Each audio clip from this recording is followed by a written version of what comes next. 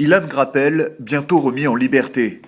Le citoyen israélo-américain, accusé d'espionnage et détenu en Égypte depuis le 12 juin dernier, doit être relâché ce jeudi en échange de 25 prisonniers égyptiens incarcérés dans les prisons israéliennes. Mardi après-midi, le cabinet de sécurité israélien a approuvé cette transaction qui intervient un peu plus d'une semaine après la libération de Gilad Shalit.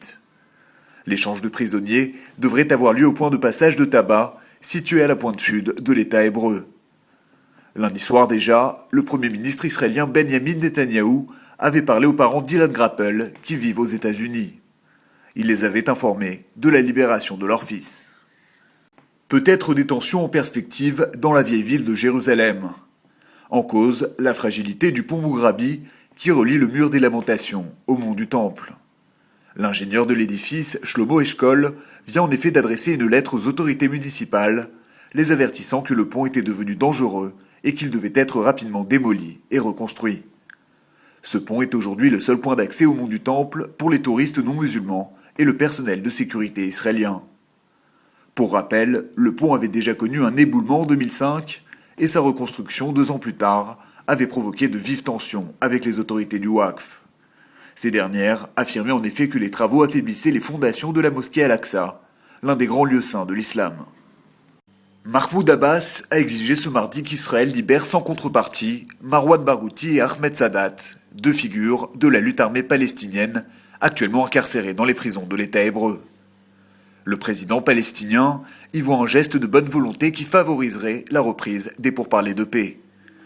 Dans une interview accordée au magazine Time, Mahmoud Abbas évoque même une promesse effectuée il y a quelques années par Ehud Olmert, lorsque celui-ci était Premier ministre.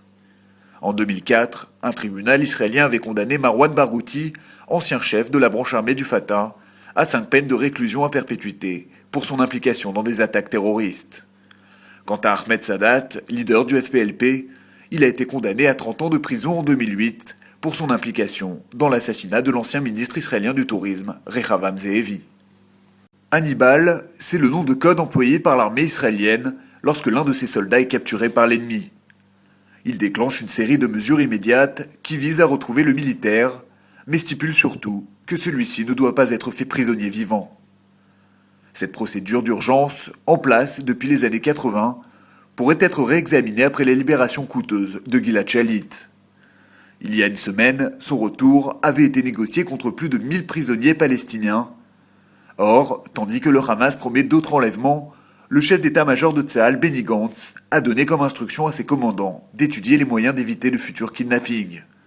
En d'autres termes, mieux vaut un soldat israélien mort qu'un soldat israélien vivant aux mains d'organisations terroristes. Spacecom Satellite Communication a remporté un contrat d'un montant de 27,6 millions de dollars pour la livraison du satellite Amos 5. Son lancement est prévu en décembre et permettra au groupe Spacecom, déjà très présent en Europe et en Asie, d'étendre ses services aux pays africains. Spacecom, qui dispose déjà de 2 satellites dans l'espace, Amos 2 et Amos 3, qui avaient été placés en orbite en 1996. À noter que le satellite Amos 6 se trouve toujours en phase de développement et devrait être opérationnel en 2014.